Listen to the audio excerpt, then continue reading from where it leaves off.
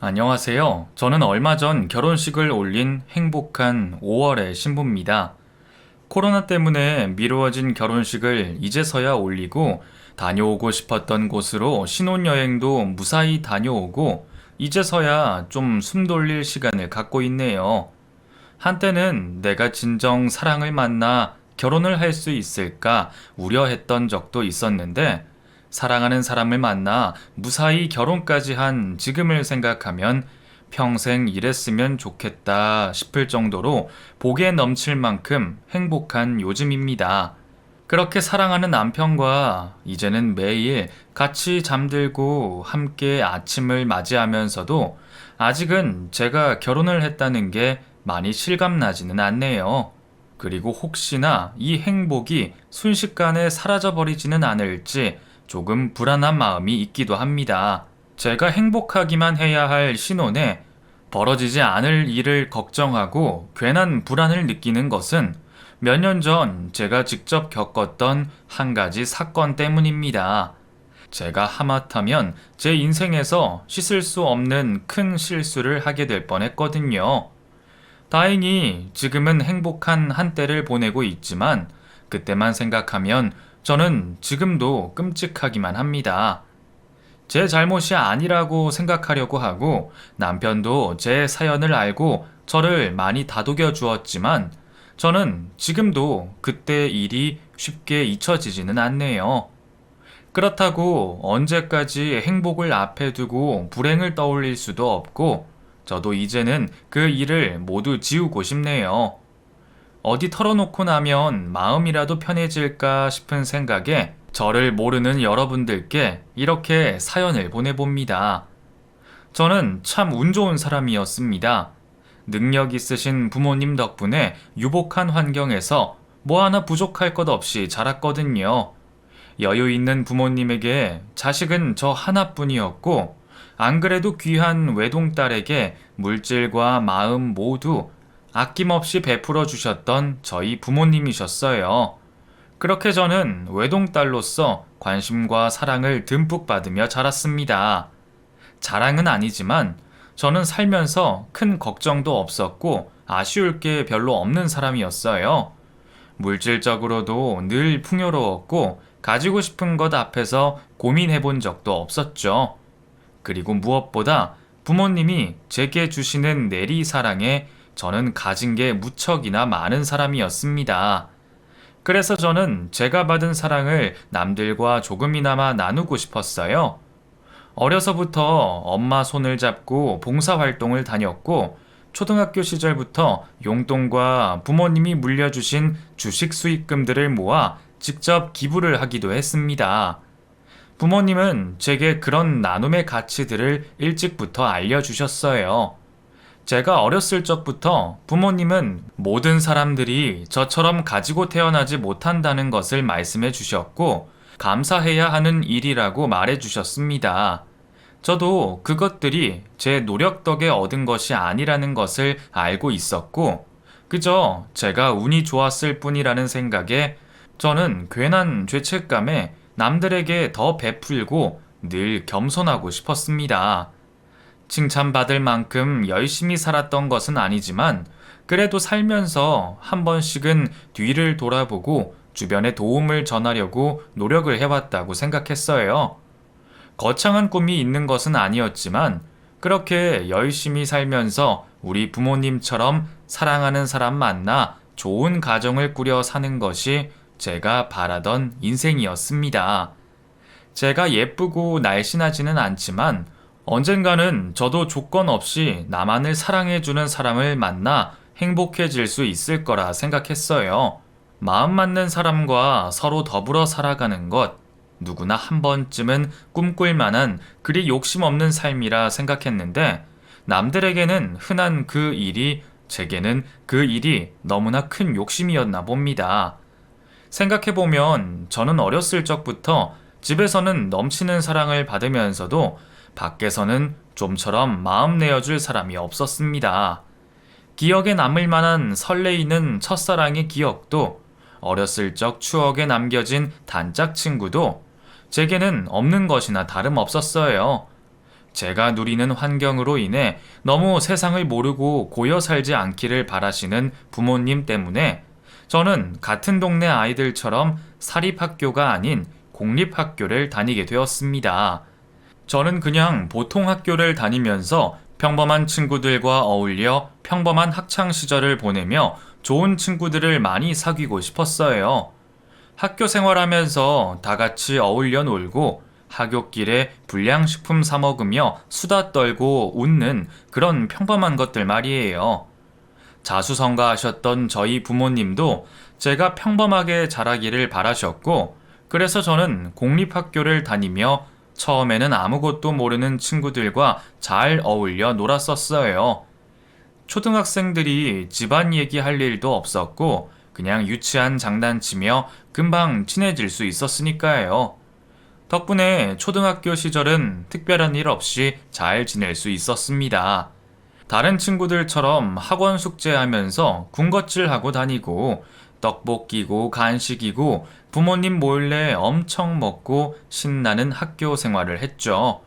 그러다 중학교에 올라가게 되면서부터 모든 것이 달라지게 되었습니다. 중학생이 되니 모든 것이 이전과는 달랐습니다. 아이들은 서로 비교하며 눈치를 보기 시작했고, 집안 환경이나 가진 것들, 살고 있는 곳으로 서로를 나누기 시작했어요. 거짓말을 하면 안 된다는 부모님 말씀을 곡해했던 저는 자랑 대신 솔직한 심정으로 우리 집 사정을 얘기하게 되었는데, 저는 그것이 다른 사람들에게 흉이 될 수 있다는 걸 늦게 알았습니다. 내가 가진 것이 남들에게는 자랑으로 들리고 다른 환경은 배척의 이유가 된다는 걸 그때는 몰랐죠. 그래서 중학교 시절 저는 왕따 아닌 왕따를 당했습니다. 하지만 부모님은 제가 왕따를 당하는지 모르셨어요. 제가 혼자 다니는 일은 없었고 담임 선생님도 제 상황을 잘 모르셨거든요. 분명 같이 다니는 친구들은 있는데 그 중에서 정말 내 친구라고 할 만한 아이들은 없었습니다.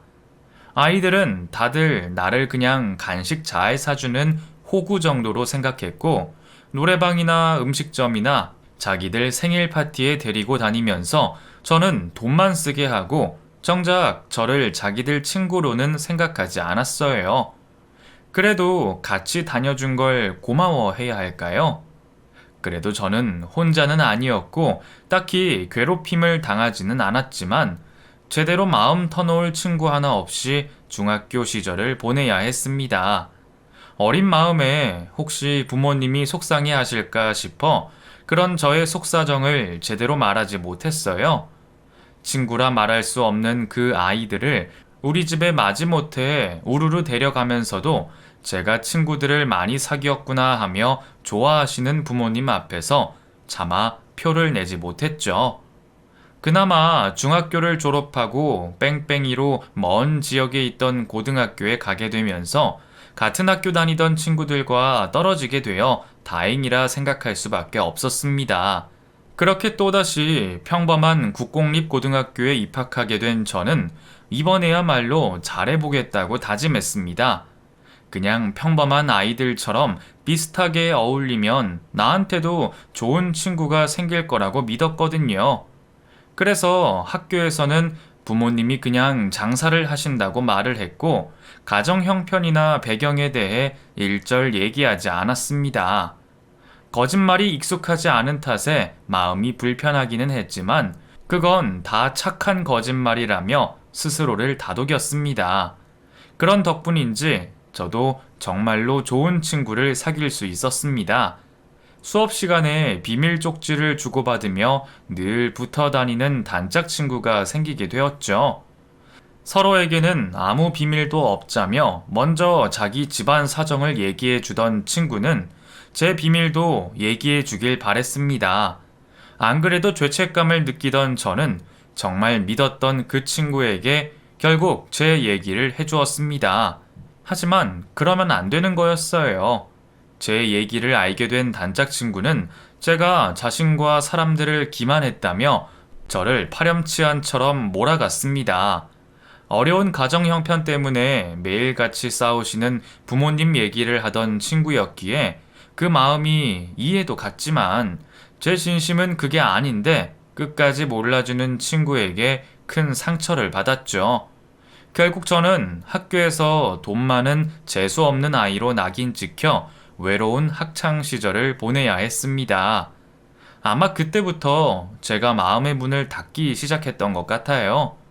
이후로도 제 배경을 보고 저를 나쁜 부자 취급하는 사람들과 저와 가까워져서 어떻게든 저를 이용하려 다가오는 사람들을 겪으며 여러 번 상처를 받고 마음을 닫게 되었습니다. 대학 시절도 예외는 아니었어요. 제가 좋은 것을 가지고 다닌다고 여유가 있어 보인다고 그들은 늘 제가 자신들의 몫만큼 돈을 내주기를 바랬고 정작 제 호의를 고마워하는 사람은 아무도 없었습니다. 저도 제 사람들을 위해서 무엇이든 할 준비가 되어 있던 사람이었지만 돌아오는 것 없이 퍼주기만 할 정도로 바보는 아니었어요. 결국 다가오는 사람들은 밀어내고 주변 사람들에게 담을 쌓고 지내며 저는 외로워져 갔습니다. 내가 바라던 인생은 별것 아니어도 서로 주고받고 행복을 느끼는 소박한 것들이었는데 내가 잘못한 것 없이 받게 되는 오해와 편견에 너무 지쳐만 갔죠. 그렇다고 비슷한 환경에서 자란 아이들이 제게 좋은 친구가 되어주지도 못했습니다. 그들은 그들만의 리그가 있었어요. 자기들끼리 부모님 재력으로 서로 급을 매겼고 뭐든 완벽해야 한다는 강박에 쌓인 것처럼 돈으로 모자란 부분들을 채우려 했습니다. 재주가 없고 머리가 나쁘면 해외에 이름 없는 학교로 유학이라도 다녀오던가 외모가 별로면 성형을 해서라도 없는 것을 갖춰야 한다 생각했죠. 그런 사람들에게 뭐든 적당히만 하고 예쁘지도 날씬하지도 않고 그렇다고 재벌 수준도 아닌 제가 어울리기는 어려웠습니다. 결국 저는 이도저도 아닌 찬밥 신세가 되어야 했어요. 결국 이게 내 위치인 건지 저도 언젠가부터는 그냥 인간관계를 포기하게 되더라고요. 그래도 서로에게 관심 많은 학창 시절을 끝내고 사회생활을 시작하게 되니 저도 좀 편안해졌습니다. 사회에서는 서로 사정을 자세히 말할 이유도 없고 같은 직장 다니면서도 일 얘기만 하면 되니까 오히려 마음이 편했죠. 덕분에 저는 열심히 일만 하면서 회사 생활을 해나갔고 그런 덕에 빠른 승진으로 인정을 받게 되었습니다. 별로 욕심 없는 성격이라 생각했는데 어딘가에서라도 인정을 받는다는 것은 꽤 기쁜 일이더라고요. 부모님 회사를 물려받을 생각이 아니었던 저는 그냥 그렇게 제 갈 길을 가면서 평범하게 살아가고 싶었습니다. 그렇게 일만 파고들면서 열심히 살던 저는 한 남자를 만나게 되었습니다. 우연한 만남으로 시작된 우리의 인연은 생각보다 길게 이어졌어요. 주말이면 보육원에 봉사를 다니던 제가 그곳에서 한 사람을 만나게 되었습니다. 우연히 인사를 나누며 안면을 트게 된 제 또래로 보이던 그 남자는 봉사를 왔던 사람은 아니었어요. 그곳에서 지내던 원생으로 오랜만에 인사를 드리러 왔던 거였죠. 그렇게 별것 아닌 첫 만남이었던 저희는 그 뒤로 우연히 또다시 만나게 되었습니다. 회식하러 들어간 고깃집에서 서빙을 하던 그 남자를 만나게 된 거죠. 회사 사람들과 함께한 자리라 뭐라 말을 하기도 뭐하고 한 번 본 사이에 인사를 하는 게 맞나 싶어 우물쭈물 하는데 그쪽에서 먼저 인사를 해왔습니다. 혜선 씨? 저 기억하세요? 아, 예. 진호 씨 맞으시죠?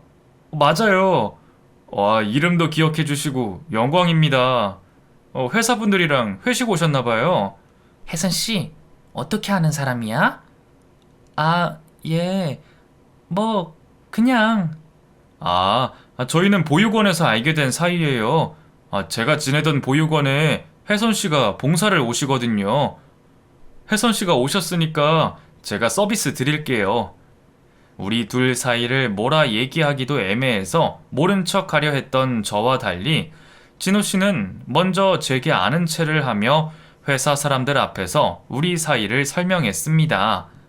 보통 사람이면 그런 사연은 굳이 말하지 않거나 아예 저를 아는 체 하지 않았을 텐데 아무 거리낄 것 없다는 듯 먼저 얘기를 하는 진호 씨를 보며 저는 조금 놀랍기도 신기하기도 했어요. 자격지심이라고는 없어 보이는 그 사람에게 조금 관심이 생겼죠. 그 후로 저희는 이상할 정도로 자주 마주치게 되었습니다. 생각지도 못한 곳에서 마주치는 바람에 이런 게 인연인가 싶을 정도로 생각이 되었어요. 그렇게 알게 된 진호 씨는 보육원을 나와 혼자 온갖 고생을 하며 열심히 살고 있는 사람이었어요. 젊었을 적부터 10년 넘게 열심히 돈을 모아 자기 가게를 차리는 게 꿈이었지만 그 큰 돈을 친어머니 수술비로 들이고 장례까지 치른 탓에 결국 다시 땡전 한 푼 없는 신세가 된 불쌍한 사람이었습니다. 그렇게 일찍 돌아가실 줄 알았으면 내가 좀 더 일찍 찾아가는 건데 나를 버렸다고 밉다고 너무 늦게 찾아간 게 잘못이었어요. 어머니도 고생을 많이 하셨는지 큰 병이 생기신 거죠. 늦게라도 급하게 수술을 해봤는데 결국 1년도 못 살고 돌아가셨네요. 그래도 그 1년이 저한테는 잊지 못할 시간이었어요. 엄마라는 존재도 느껴보고 처음으로 사랑받는다고 생각했거든요. 자신의 안타까운 사연을 제게 숨김없이 말하는 진호 씨를 보며 저는 연민일지 모성애일지 모를 감정을 느꼈습니다. 왠지 이 안타까운 사람을 내가 보듬어주고 싶다는 그런 마음이 들었어요. 제가 원래도 정이 많고 연민이 많은 사람이기는 하지만 진호 씨에게는 뭔가 다른 감정이 느껴졌습니다.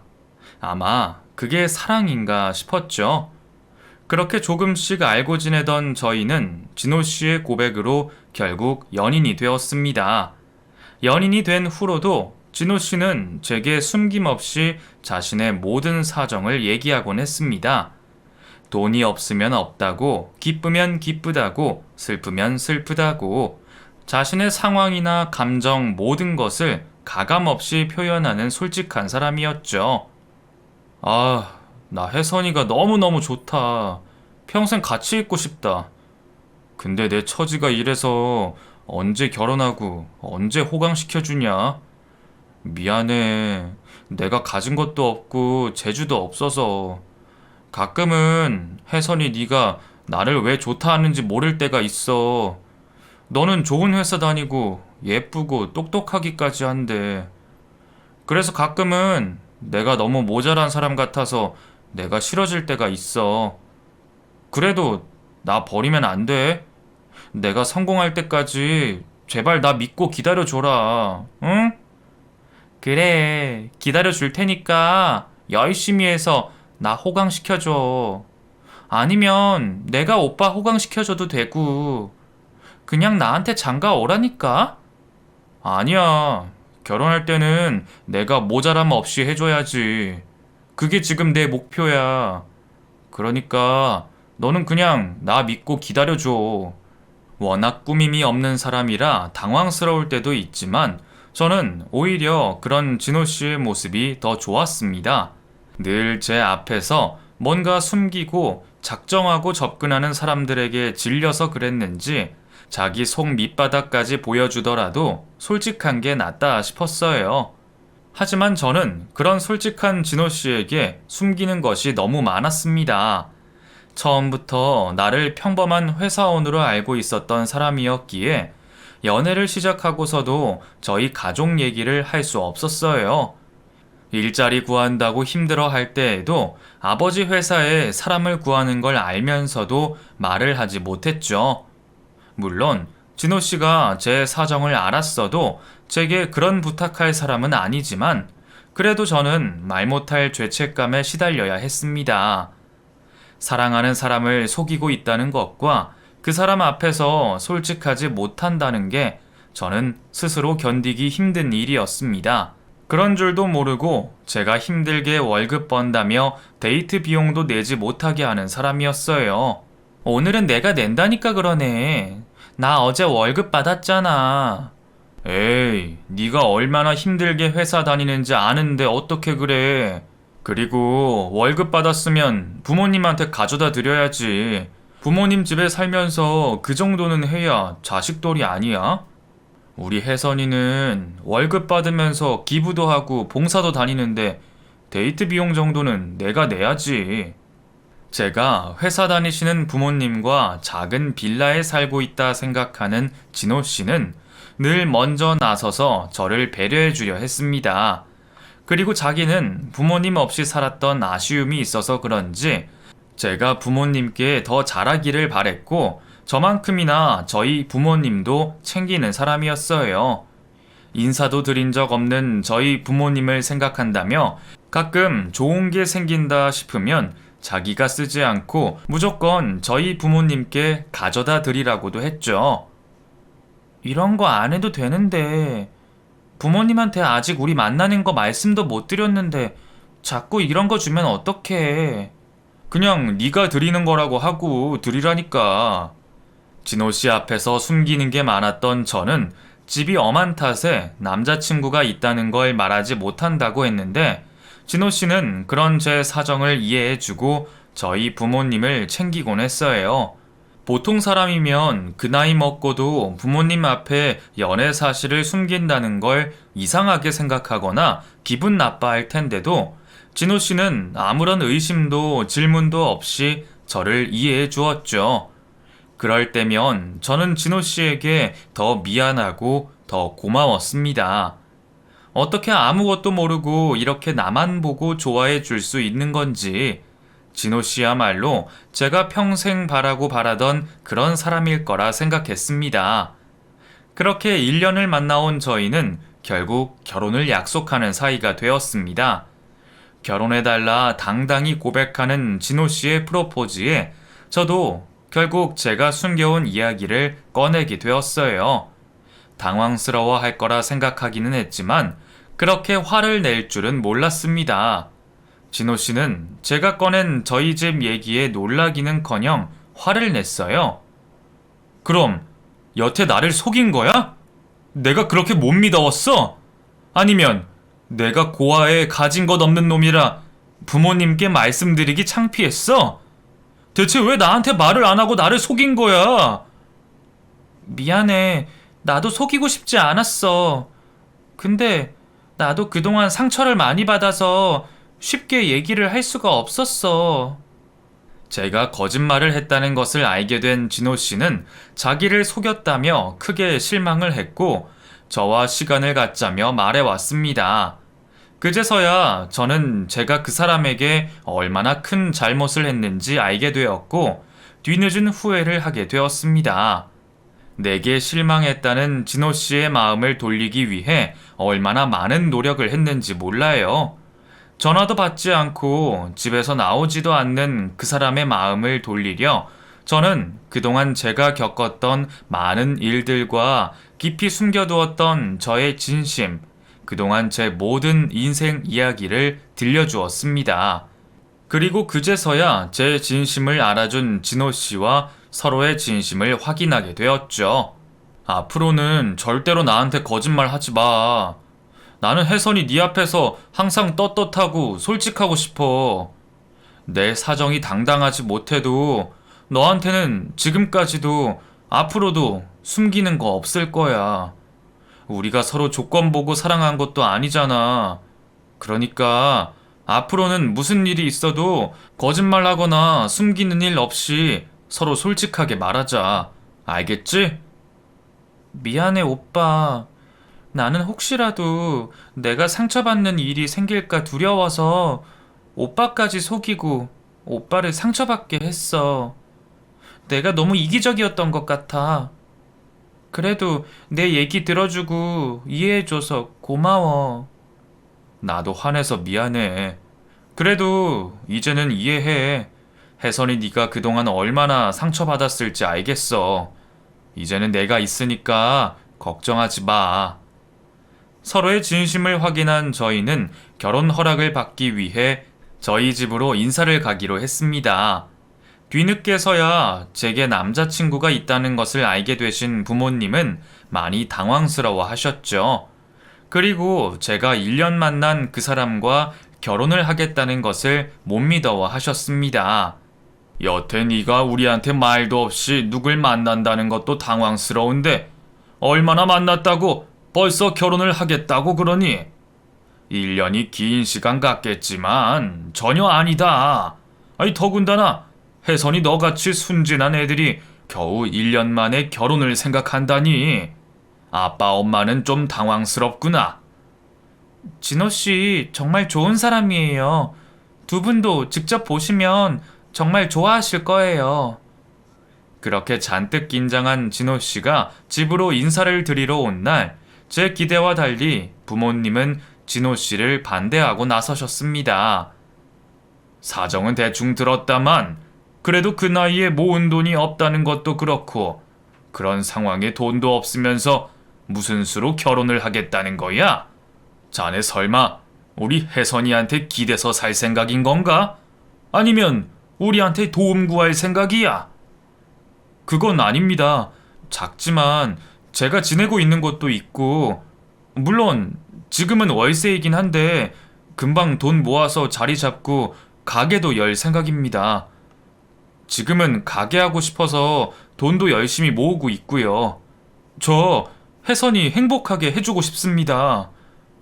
그러니까 가진 것도 없고 능력도 없으면서 무슨 수로 행복하게 해주겠다는 건가?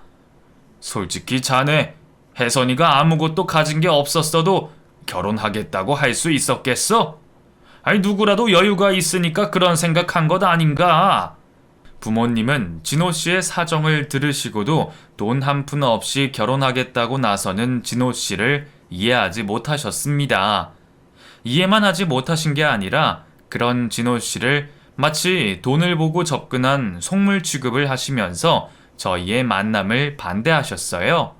제가 그런 게 아니라고 몇 번이나 말씀을 드리고 설명을 했지만 부모님은 제 얘기를 들어주지 않으셨습니다. 진호 씨 정말 좋은 사람이라니까? 내가 다 설명했는데도 듣지도 않으시고 왜 자꾸 반대만 하세요? 혜선아, 네가 지금은 우리 말이 귀에 안 들릴지 모르겠지만 엄마 아빠는 오랜 시간 수많은 사람들을 겪으면서 사람 보는 눈이 있는 사람들이야. 네 말대로 그 청년이 얼마나 열심히 살았고 무슨 사연이 있는지 나는 본 적이 없지. 그런데 네가 알고 있는 그 얘기가 다 사실이라고는 어떻게 장담할 수 있니? 내가 보기에 그 놈은 성실하게 사는 놈이 아니야. 뭔가 꿍꿍이가 있는 게 분명하다니까 그러네. 부모님은 진호 씨가 속물 같다며 순진한 제가 속고 있는 거라고 생각을 하셨습니다. 저는 그런 부모님이 너무 야속했어요. 제가 지난 시간 봐왔던 진호 씨는 아버지가 생각하시는 그런 사람이 아니었거든요. 제가 알고 있는 진호 씨는 누구보다 정직하고 성실했고 자격지심도 없으면서 긍정적인 사람이었죠.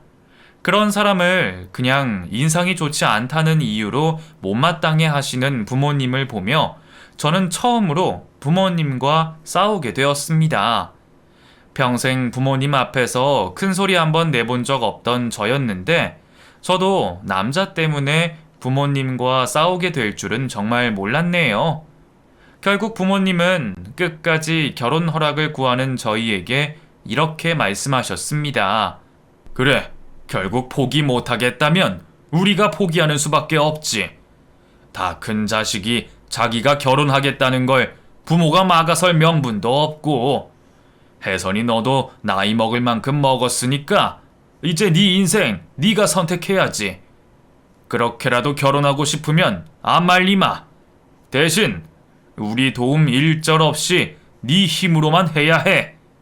내가 너한테 물려주려 했던 재산들 다 포기하고 우리 덕에 가지고 있던 것들도 다 내려놓고 앞으로 오로지 너희들 힘으로만 살 자신이 있으면 너희 마음대로 그렇게 해라. 부모님은 그렇게 말씀하시면 진호 씨나 저나 둘 중 한 사람이 포기할 거라고 생각하셨던 모양이에요. 진호 씨가 제 배경을 보고 접근했다 생각하셨기에 아마 더 그렇게 생각하셨겠죠. 하지만 협박같이 들리는 아버지 말에도 저는 진호 씨를 포기하고 싶지 않았습니다. 그리고 진호 씨 역시 저와 같은 마음이었어요. 진호 씨는 아버지의 협박에 흔들리지 않았습니다. 제가 부모님과 싸워서 속상해 하면서도 자기는 원래부터 처가 도움 받을 생각은 없었다며 자신을 믿고 결혼해 주기를 바랬죠. 처음부터 장인어른 도움받을 생각도 없었고 그러고 싶지도 않았어. 그래도 혜선이 너를 당장 호강시켜 주겠다는 약속은 못해. 혜선이 네가 알고 있는 것처럼 나 지금은 가진 건 몸뚱아리밖에 없고 좋은 결혼식이나 비싼 드레스 같은 건 못 해주지만 그래도 평생 사랑하고 아껴줄 자신은 있어. 이런 나라도 좋으면 나랑 결혼해 줄래? 결국 저희는 부모님의 반대에도 저희만의 힘으로 결혼을 하기로 결정했습니다. 진호 씨가 지내던 월세집에서 중고 혼수를 구해 신혼을 시작하고 둘이서 성당에서 단촐하게 결혼식을 올리기로 약속을 했습니다. 생각보다 많은 것들을 포기해야 했지만 사랑하는 사람과 함께 할 수 있다는 사실에 저는 무척 행복하기만 했어요. 단촐하다 보니 생각보다 준비할 것들이 없었는데도 이래저래 바쁘게 지내다 보니 벌써 몇 달이 지났습니다. 그동안 부모님은 제 생각에 여전히 변함이 없는지 마음을 돌리기를 바라셨지만 제 마음은 굳건했죠. 저야 회사 다니고 부모님과 신랑이 하다 보니 바빴다지만 진호 씨는 무슨 일인지 결혼을 준비하는 동안 통 연락이 되지 않았습니다. 같이 결혼 준비를 한다고 만나는 날이 아니면 하루 종일 연락이 되지 않고 새벽 늦게서야 답장이 오곤 했어요. 평소 숨기는 게 없던 사람이기에 의심을 하는 건 아니었지만 혹시 무슨 일이라도 있는 건 아닐까 걱정하던 저는 결혼식을 며칠 앞두었던 날 진호 씨가 그동안 바빴던 이유를 알 수 있었습니다. 혜선아, 우리 신혼여행 갈 수 있을 것 같아. 뭐? 신혼여행? 어디로? 제주도? 아니, 네가 가고 싶어 했던 유럽. 뭐? 우리 형편에 무슨 유럽이야? 그게 무슨 말이야? 네가 전에 유럽 여행 갔을 때 좋았다고 얘기했던 거 기억하고 있었어. 네가 그때가 너무 좋았다면서 신혼여행도 유럽으로 가고 싶다고 말했었잖아. 그때는 우리가 결혼할 줄도 몰랐을 때고 너도 그냥 지나가듯 말했지만 내가 그걸 기억하고 있었거든. 솔직히 내 형편에 무리긴 했는데 결혼식도 제대로 못 해주는 마당에 그 소원은 꼭 들어주고 싶었어. 그래서 너한테 말 안 하고 일을 더 하고 있었지. 뭐야? 그럼 그동안 연락이 잘 안 됐던 게 다 그것 때문이었어? 유럽 경비 벌겠다고? 아무리 그래도 그게 적은 돈이 아닌데. 물론 가서도 비싼 호텔이나 레스토랑 가지는 못하지만 그래도 싸고 괜찮은 숙소도 발견했고 아껴서 쓰면 보름 정도는 다녀올 수 있을 거야. 표도 마침 아는 사람 통해서 싸게 구했거든. 1등석은 아니지만 그래도 이해해 줄 거지? 당연하지. 날 위해 이렇게까지 해주다니. 너무 고마워. 감동이야. 나를 위해 그동안 혼자 고생했을 진호 씨를 생각하니 저는 너무 감동스러워서 눈물이 날 것 같았습니다. 사실 저는 그동안 끝내 부모님께 환영받지 못하는 결혼을 한다는 생각에 마음이 아팠고 그래서 몇 번은 내가 부모님이 반대하는 결혼을 하는 게 맞나 고민이 되기도 했어요. 하지만 반대하는 결혼을 하면서도 끝까지 나를 생각해주는 사람을 보며 저도 마음을 굳혔습니다. 그리고 결혼식 당일 저는 짐을 싸서 부모님 집을 나가기로 했습니다. 인연을 끊는 것은 아니지만 부모님은 결국 저희 결혼식에 오지 않으시겠다 하셨어요. 그렇게 성당에서 둘이서만 결혼식을 올리고 결혼 사진을 찍은 저희는 결혼식이라 할 수도 없는 그 단촐한 식을 끝내고 진호 씨가 살던 신혼집으로 들어가게 되었습니다. 월세집에서 시작한 없어도 너무 없는 살림이었지만 그날만큼은 정말 행복했어요. 다음날 유럽으로 신혼여행을 떠나야 했던 저희는 돌아와서 쉴 새도 없이 짐을 싸게 되었습니다. 그러다 중간에 진호 씨가 필요한 게 있다며 잠시 물건을 사러 나갔고 저는 혼자 집에 남아 있었죠. 진호 씨가 나간 지 몇 분이나 되었을까? 제 핸드폰에 모르는 번호로 전화가 걸려왔습니다. 여보세요? 혜선 씨, 저 진호 친구 영민입니다. 영민 씨? 아, 네. 근데 영민 씨가 저한테 왜 전화를 주셨어요? 혹시 진호 씨 찾으시는 거면 지금 옆에 없는데요? 네, 그 진호 옆에 없는 거 알아요. 그래서 전화 드린 거예요. 예? 그게 무슨... 지금 상황이 급하니까 긴 얘기는 못 드립니다. 내일 유럽으로 신혼여행 가기로 하셨죠? 티켓 찢어버리고 당장 도망가세요. 영민 씨는 제가 몇 번 만난 적 있었던 진호 씨의 단짝 친구였습니다. 두 사람은 보육원에서부터 알고 지내던 중마고우로 인간관계가 좁은 영민 씨에게는 거의 유일한 친구였었죠. 그런 사람이 갑자기 제게 전화를 해서 이상한 말을 하는 거였습니다. 영민 씨, 그게 무슨 말이에요? 도망을 가라뇨? 혜선 씨, 지금 진우한테 속고 있는 거예요. 그 여행 가면 안 돼요. 걔가 여행 가서 혜선 씨한테 무슨 짓을 할지 몰라요. 여행 가서 사고 내고 혜선 씨 부모님한테 혜선 씨 목숨값을 받을 생각이라고요. 당황스럽겠지만 지금은 제 말을 믿으셔야 해요. 이제 곧 진호가 들어갈 텐데 티내지 마시고 제발 빨리 도망치세요. 그리고 얘기를 듣고 싶으시면 내일 이 번호로 연락 주세요. 아셨죠? 급하게 그 말만 뱉고 끊겨버린 영민 씨의 전화에 저는 당황스러웠습니다. 영민 씨가 하는 말이 무슨 얘기인지 저는 아무것도 알아들을 수도 믿을 수도 없었습니다. 하지만 그 말을 믿지 않고 그냥 넘기기에도 찝찝한 건 사실이었죠. 아무리 친한 친구 사이라고 해도 설마 남의 목숨을 가지고 장난을 할 것 같지도 않았고 영민 씨가 했던 말들이나 다급함들이 거짓말같이 느껴지지 않았어요. 제대로 고민을 하기도 전에 진호 씨가 집으로 돌아왔고 저는 좀 전에 걸려온 전화번호를 얼른 외우기만 하고 통화 목록을 지운 후 아무 일 없었다는 듯 진호 씨를 마주했습니다. 그리고 그날 밤 여행을 위한 짐을 싼 후 내일을 기약하며 일찍 잠에 들었습니다. 결혼식으로 피곤했는지 진호 씨는 예상보다 일찍 깊은 잠에 빠져들었습니다. 그런데도 저는 잠에 든 진호 씨 옆에서 뜬 눈으로 생각할 수밖에 없었어요.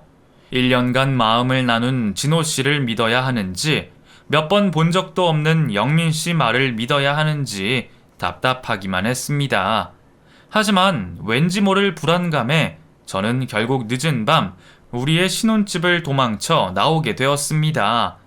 몇 없는 친구 집으로 피신을 한 저는 그날 꼬박 밤을 새고 다음날 그 친구와 함께 영민 씨를 만나게 되었습니다.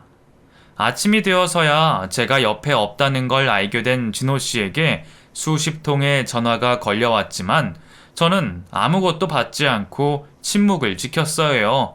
내가 영민 씨에게 속아 남편을 의심하는 것일 수도 있지만 실체를 확인하기 전까지는 누구도 믿을 수가 없었죠. 그렇게 영민 씨를 만난 저는 그 사람에게서 믿을 수 없는 이야기를 듣게 되었습니다. 진호가 다 알고 접근한 거예요. 그 보육원에서 만났을 때부터 일부러 혜선 씨한테 접근한 거라고요.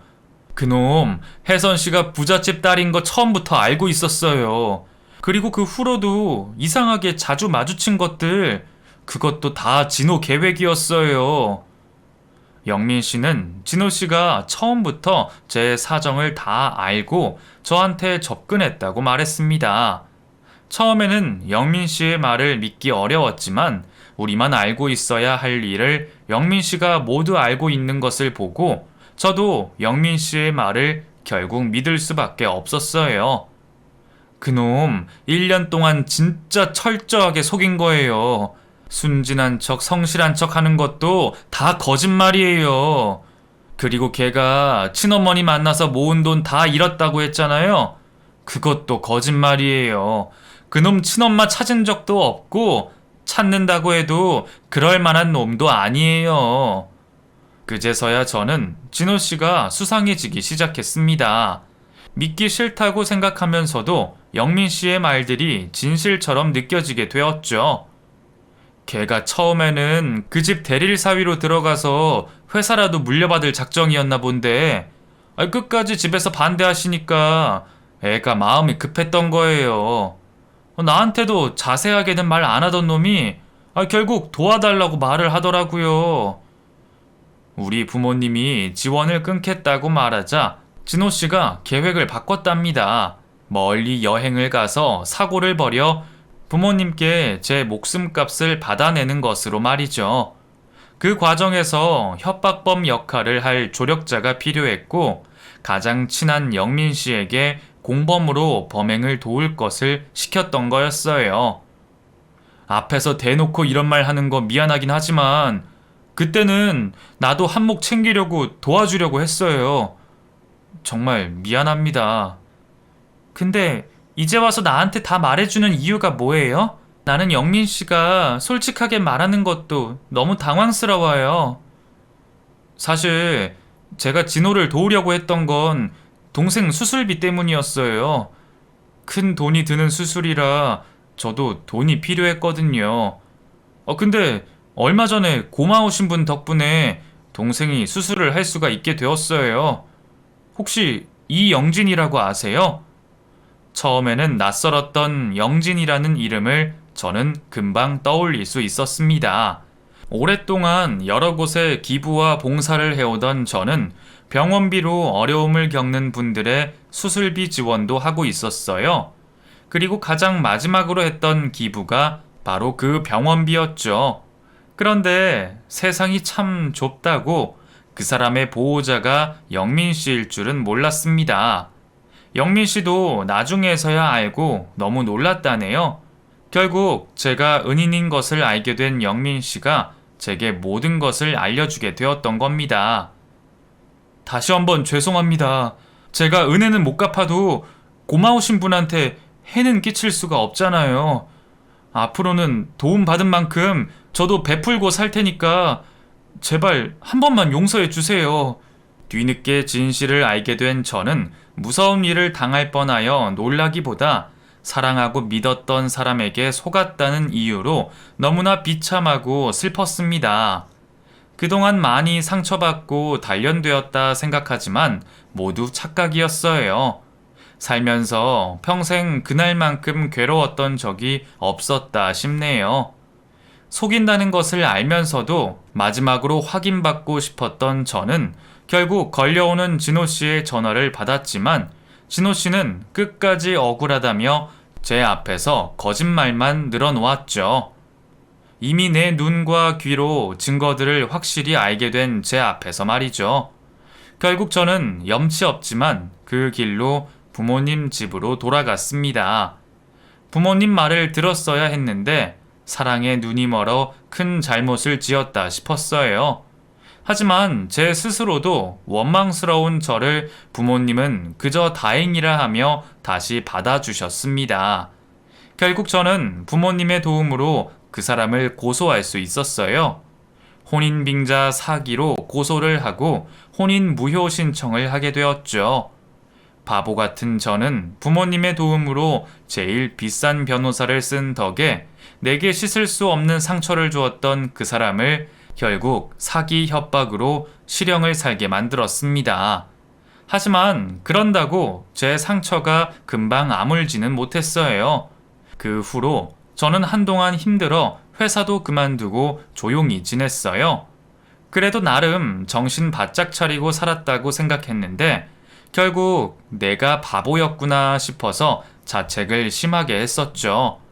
그런 제가 다시 일어설 수 있게 도와주셨던 것은 역시나 저희 부모님이셨습니다.